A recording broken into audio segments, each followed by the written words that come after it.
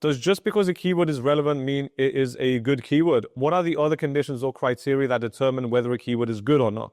Could you please explain this? Yeah, so when it comes to the keywords, one of the things that new publishers always look at, or even experienced publishers, they usually focus on the search volume.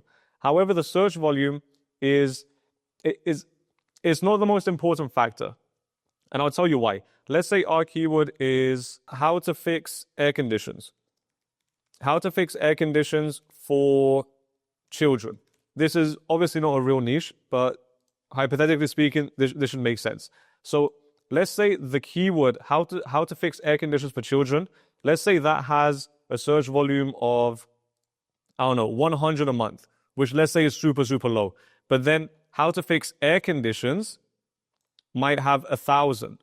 And then how to, or let's just say air conditions book is like 10,000, right? So now, if you're only looking at search volume, you're thinking, okay, well, let me just target air conditions because it has the most amount of search volume.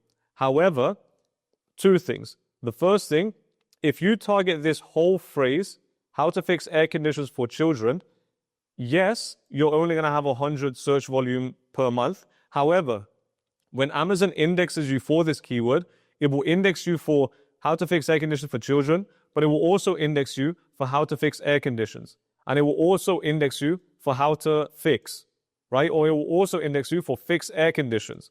It will also index you for how to for children, right? It might just completely get rid of air conditions, right? It's more unlikely, but I hope you get the point. It can mix and match the keywords together.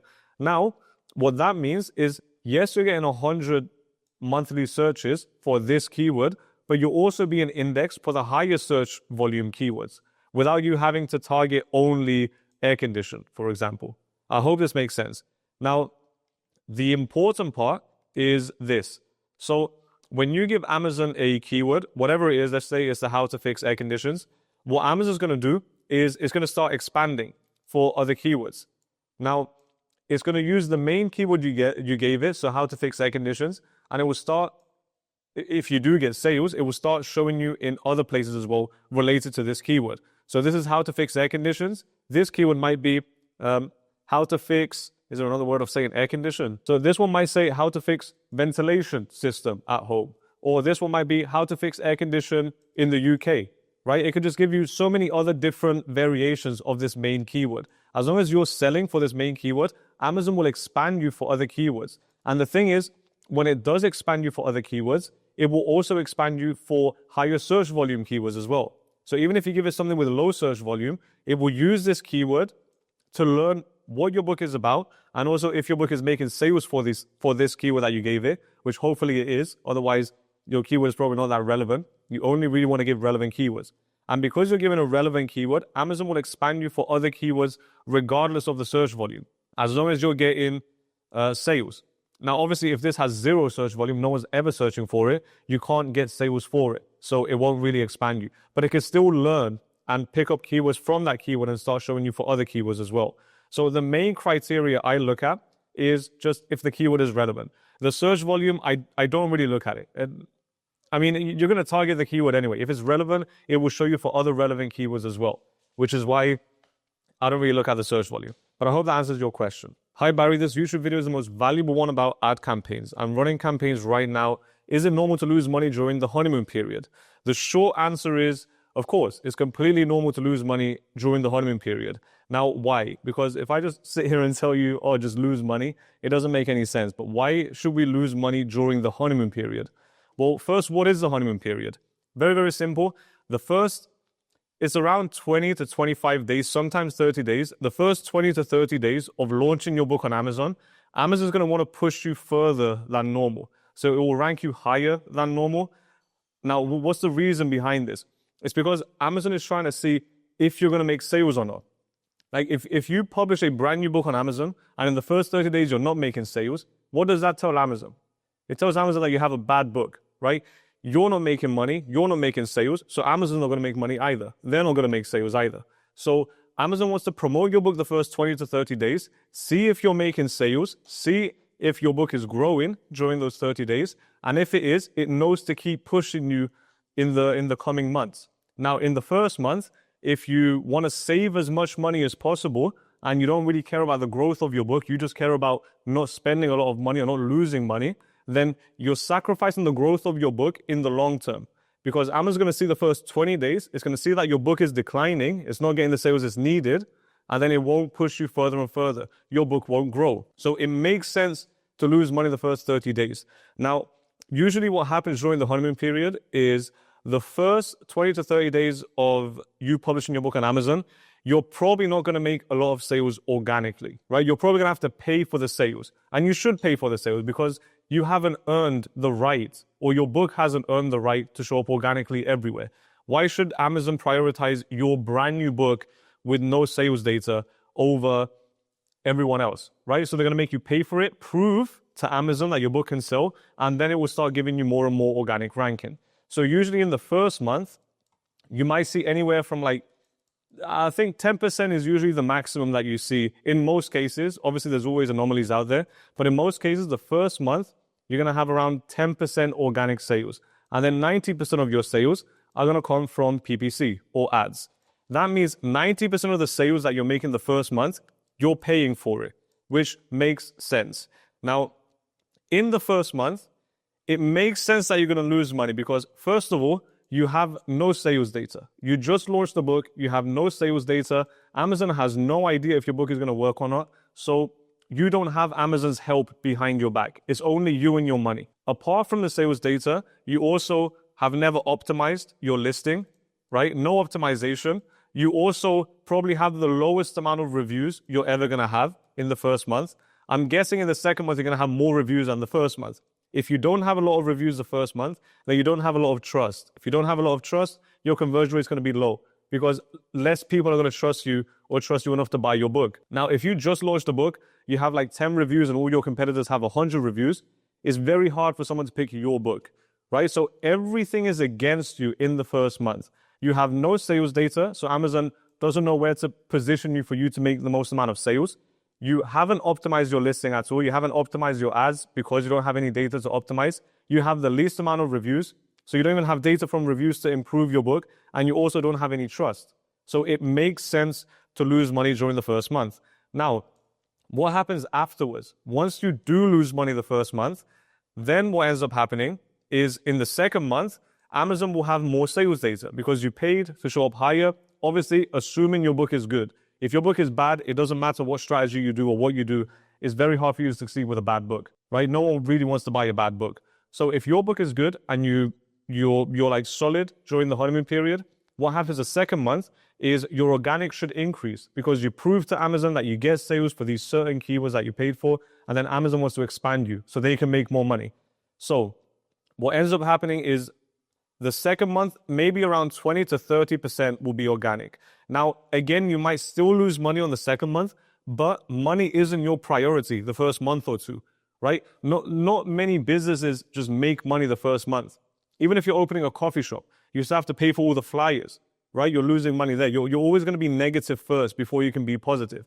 You still have to pay for all the other things that come with the business. So around 20 to 30% will be organic, and then around 70% will be PPC. This is supposed to be a 7 or a 2.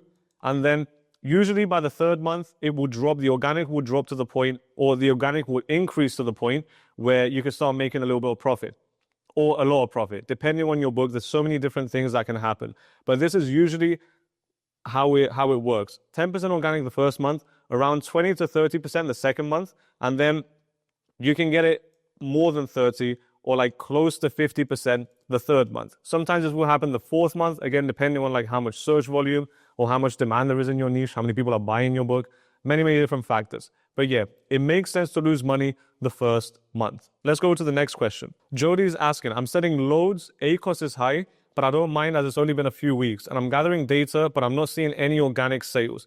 I thought that sales through ads generate organic sales. Yeah, you're completely right. Whatever sales you get from ads, that's going to help you later on with organic. But again, you have to allow enough time or enough data to be processed in order for Amazon to be like, hey, yeah, this book is selling, let's push it more organically. So it's the same thing right here. You said right here, it's only been a few weeks. If it's only been a few weeks, that means you're still here. You're still in this process, right? You can't expect this to happen, right? 50% PPC, 50% organic. You can't expect results from month 3, right? From 90 days of your book being published and getting sales every day, you can't expect to have the same results in the first like 2 weeks, right? It just doesn't make sense. This is not usually how it works. Sometimes you do publish a book and it's profitable the first month, but usually the books that are profitable the first month, it's because they're not maximizing their growth. Publishers are focused on making as much money as possible the first month. But the smart publishers usually spend a lot of money on the first month because they want to grow the book as much as possible. And then later on, when it reaches here, they can start collecting more money. So if you try to collect as much money as possible the first month, you might make $500, let's say the first month. And then later on, you end up making $400 and you stay at $400 profit every month. If you spend some money here, you might lose $500 the first month, but it will grow your book to the point where when you start optimizing and your organic starts increasing, on the third month, instead of you making 400 net profit, you might make 1,000 net profit, right? So you usually sacrifice a little bit at the start to boost your book because that's what's important at the start. You want to grow the book and then you optimize for money. Now, ACOS is high. Again, the reason your ACOS is high is for everything that we talked about before. You have the lowest amount of sales data. Your listing is the least optimized it's going to be. You're going to have the least amount of reviews that you're ever going to have. Hopefully, you should continue to gather reviews. So everything is against you the first month. So if you lose money the first month, you should be like, oh, yeah, it makes sense to lose money the first month because literally every single data is against you. Everything is against you. Let's go on to the next question. Chelsea's asking, hey, Barry, how much money do you recommend putting towards ads in the first couple of months? Great question. I get this question basically every day. Now, everyone has different budgets and there's like, you're still going to target the same keywords depending on your budget, but it's just how you're going to target those keywords, again, depending on your budget. So if your budget is $500, then I have my phase 1, 2, and 3 strategy. If you don't know that, well, if you're part of my program, you understand the whole strategy. If you go on YouTube, I think I share phase 1. Sometimes I share things from phase 2. But if you want the whole strategy, link down below, you can work with me. I share everything with you. You can scale your book. If not, and you want to just rely on YouTube and free information, and hopefully you figure it out by yourself, then great. Again, I'm going to try my best to help you. But with $500, I usually target extremely hyper-relevant keywords because they're the ones most likely to bring me a sale. Now, if I'm running ads, I'm going to get all my hyper-relevant keywords. If you don't know what hyper-relevant keywords are, it's basically as long as it has your niche, sub-niche, and target audience, or at least your niche and sub-niche, then you're good to go because it's super, super relevant. So if I have how to draw or like, oh, okay, great. We had the how to fix air condition for children. Great. So this is a hyper-targeted keyword because it has the niche, which is, well, air condition is a sub-niche. So how to fix can be the niche. So like how to fix books, like DIY books. Air condition is a sub-niche, specifically what we're trying to fix. And then for children is the target audience. If I take away the target audience and it's how to fix air condition, it's still very easy to find my book if I'm selling a how to fix air condition book, because again, it's relevant. But if I just target how to fix, that's too broad. Because just like the cookbook example from earlier, how to fix, you can pick how to fix anything, right? It could be how to fix your car, how to fix your washing machine. It can be literally any supply. So we want to take a look at the hyper-relevant keywords. Now, the hyper-relevant ones, when I'm running ads, I'll usually run, if I had under 500, I would run product campaign ads in exact match, not expanded. So product campaign ads in exact match. These have to be your competitors that are literally the exact same book as you. They have to be selling the exact same book as you and targeting the exact same people. If I'm selling how to draw animals for kids, I'm only going to pick competitors that are teaching how to draw specifically animals and specifically for kids. I'm not going to put how to draw landscapes in my product campaign because landscapes and animals is two completely separate things. So I will take a look at my hyper-relevant keywords, which is these, and then my hyper-relevant competitors. And I'll just put them in, I'll start running ads for them. Now for the keywords, if I had under 500, I will stick with broad match because what that's going to end up doing is you're going to give a bunch of keywords. And just like we said before, broad match will start expanding you for other related keywords. And if you're given relevant keywords, it will expand you to more relevant keywords. So you're being shown into more places where people are more likely to buy your book in relevant places. Now, what happens if your budget is slightly higher? So if your budget is a little bit higher, then I would do the exact same thing, but target it slightly different. So if it's under 500, just like we said, I would do broad match for all the keywords, only hyper-relevant keywords, and then run a product campaign. If it's anywhere from like 500 to around 2K a month in ad spend, then I would do the exact same thing. I would do broad match and product campaigns, but I would also run these keywords in phrase match. And then if my SEO is good as well, like really, really good, I would wait like a month or two for Amazon to gather data. And I would also run some auto campaigns.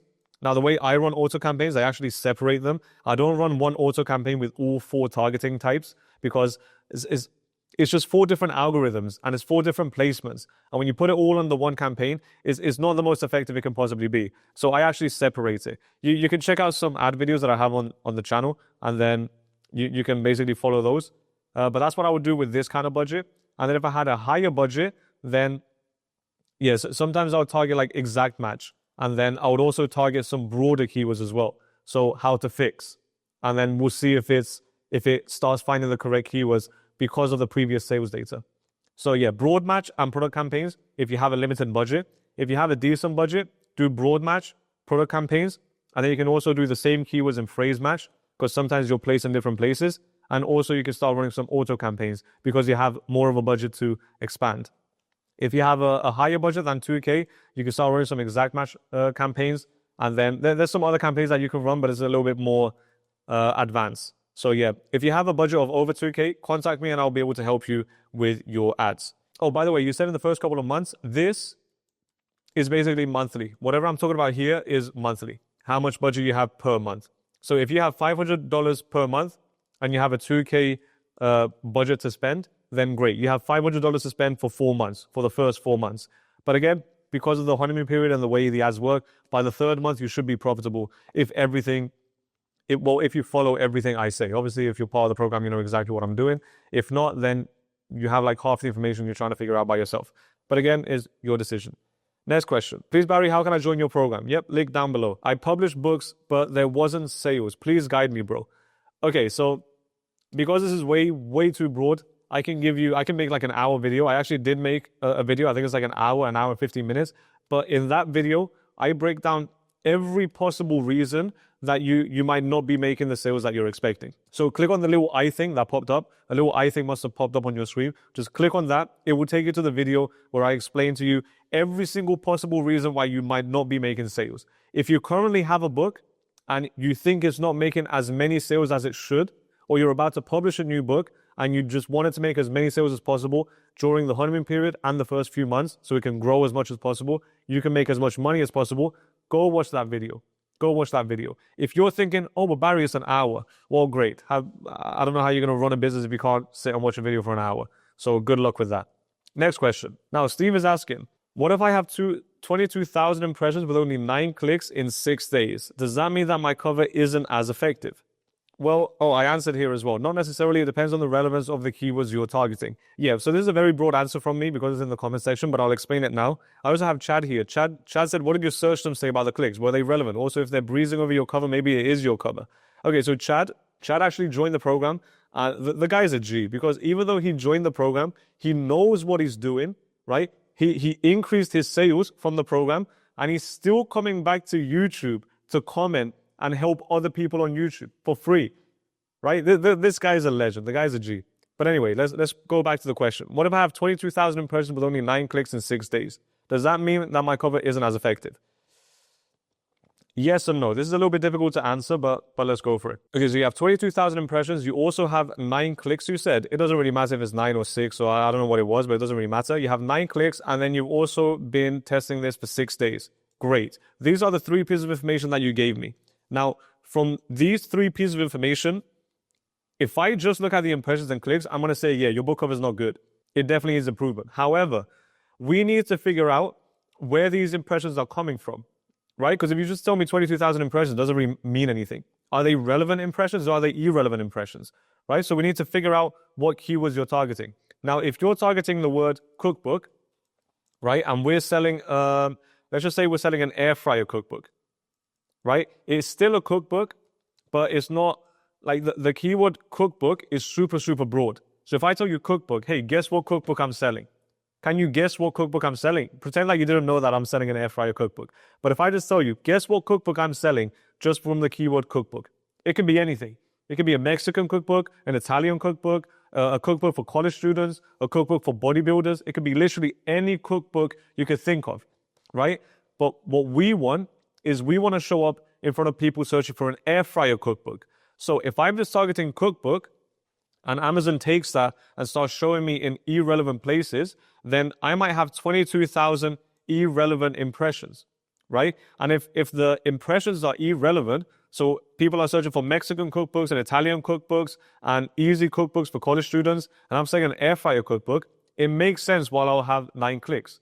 Because I'm being shown in front of people that aren't necessarily looking for my book. They might be looking for my book, which is why some of them clicked on it.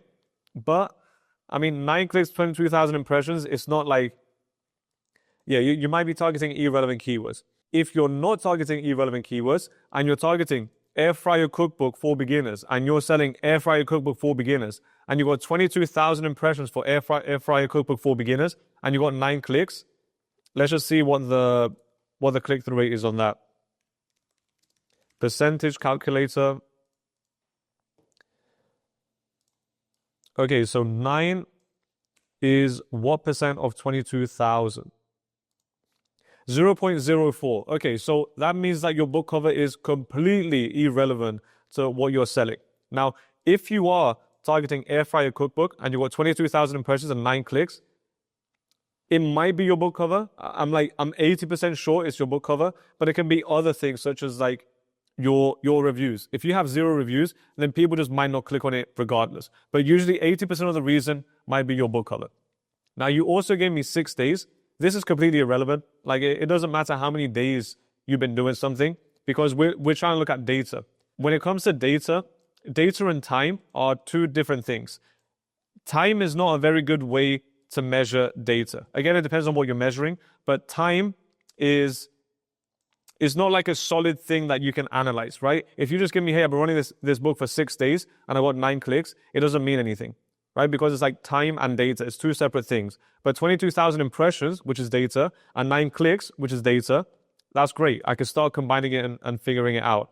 So the 6 days doesn't really matter. What does matter is the impressions. Where are the impressions coming from? And are they relevant to your book? If they are relevant to your book and it's exactly what your book is, then if you're getting very, very few clicks, then it's probably your book cover. I hope that answers your question. Explain what high content book is and low content book is, meaning what type of books between the high and low. Thanks. Okay, so low content, medium content, and high content. There's 3 different types of books.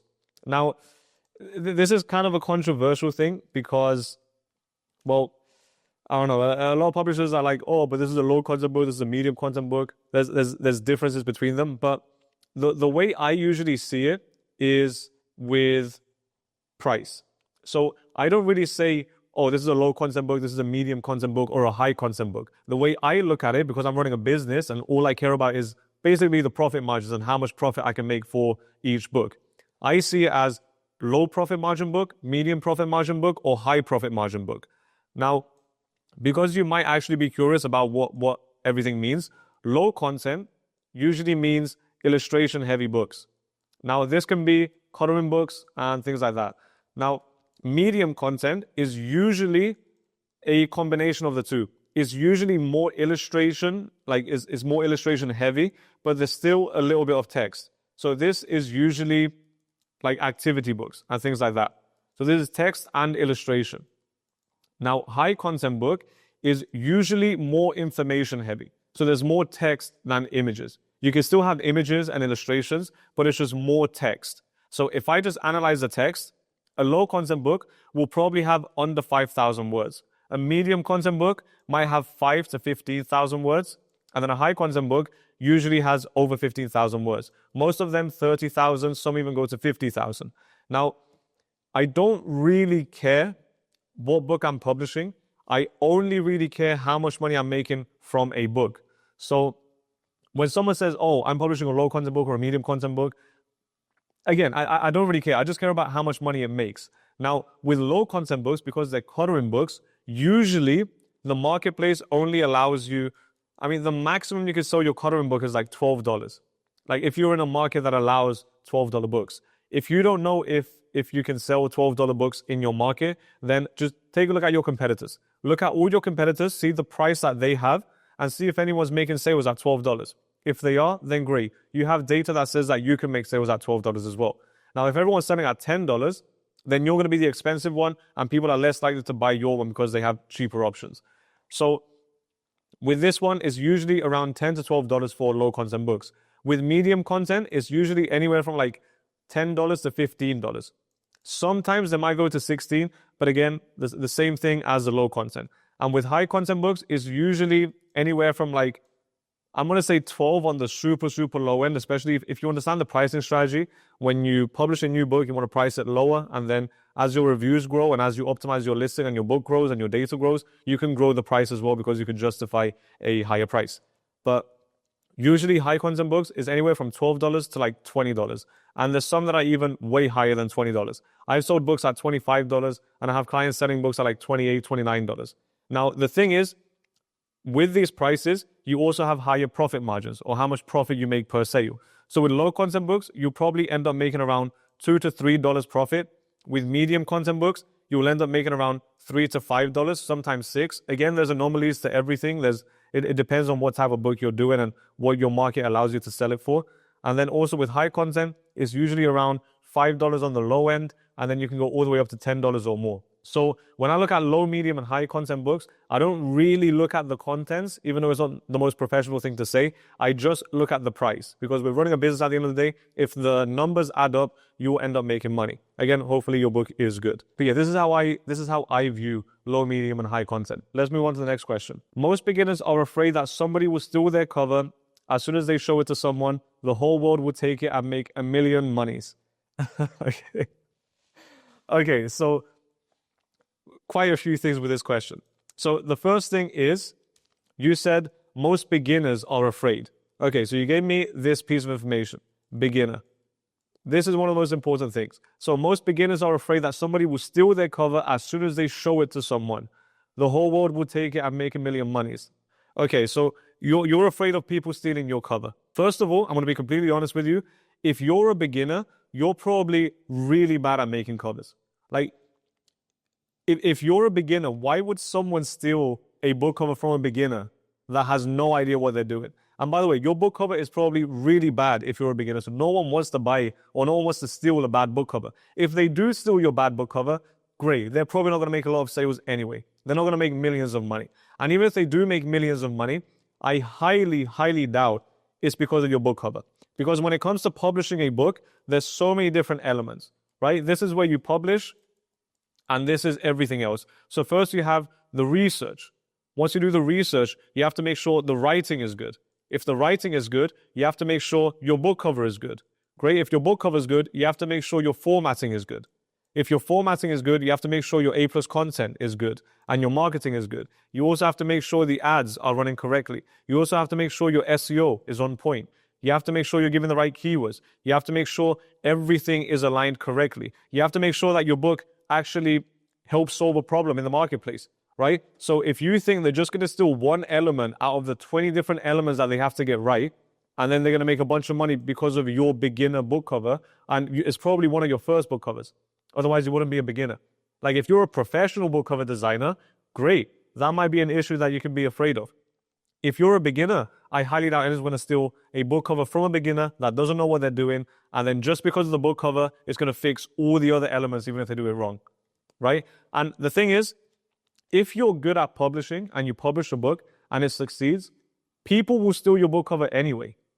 If you have a successful book on Amazon, anyone can go on Amazon and find your book. And I've had my book covers be copied so many times. I've had clients, they publish books and they have their book covers copied so many times because their book is good and it's selling. And there's even like some gurus out there that say, hey, just copy the book cover of the top selling guy and then you're good to go. Even though that's absolutely terrible advice. Don't just directly copy the book cover of the best-selling book because then you're just like the cheap knockoff, right? So if someone steals your book cover, that means you did a good job. Well done. Because no one really wants to steal a book cover from a book that's not selling. And especially if you're a beginner, no one really wants your book cover. So I hope that answers your question. What I don't understand is that the ACOS considers gross sales price, but I am only collecting a commission, which is $3 to $5 per sale. Yeah. I mean, what I don't understand is that the ACOS is considered gross sales price. Yeah, so the ACOS, so this $3 to $5 per sale. So, okay, so the thing with new publishers is they mistake ACOS with TACOS or TACOS. I don't know, TACOS doesn't sound that great. TACOS sounds better. But TACOS is basically total ACOS, and ACOS is advertising cost of sale. So how much money am I spending compared to how much money I'm making back? And with ACOS, it only measures it in the Amazon Ads dashboard. And the way it measures it is not on the royalties that you get, but the actual price of your book. So if I spend $10 and then I do one sale and my book is priced at $10, then I get $10 back in the Amazon Ads dashboard, which means my ACOS, or how much I spend compared to how much I made, is 100%. Because I spent the exact same amount, I spent 100% of how much I made back in sales price. However, from this $10 sale, we actually get, let's say for easy math's sake, we get $5 royalty. Then great. The ACOS, the real ACOS, or the true ACOS, or the total ACOS, you can call the T true or total, it doesn't really matter. But the true ACOS is not 100%. It's actually 200%. Why? Because we gave 10 and we actually made back 5, right? So that's your total ACOS. Now, if you want to figure out your break-even ACOS, I don't know why everyone overcomplicates it, because they have like these special calculations to do and things like that. It's really not that complicated. If you want to figure out your break-even ACOS, it's very, very simple. If our book is priced at $12, let's say, and then we make $4.63 in royalties, right? This is we can use our royalties to calculate the true ACOS. And all you have to do is just think of the percentage. So if I open up, again, percentage calculator, I have it here. I'm going to say what was it? 463. 463 is what percent of $12?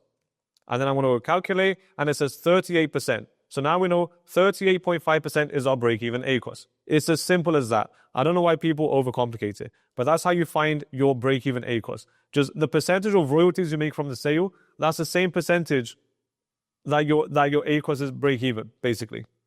But anyway, I hope that answers your question. Well, I hope you found this video valuable. If you have more questions, leave them down below. I'm going to put the questions in the next Q&A. And yeah, go out there and make a bunch of money with KDP.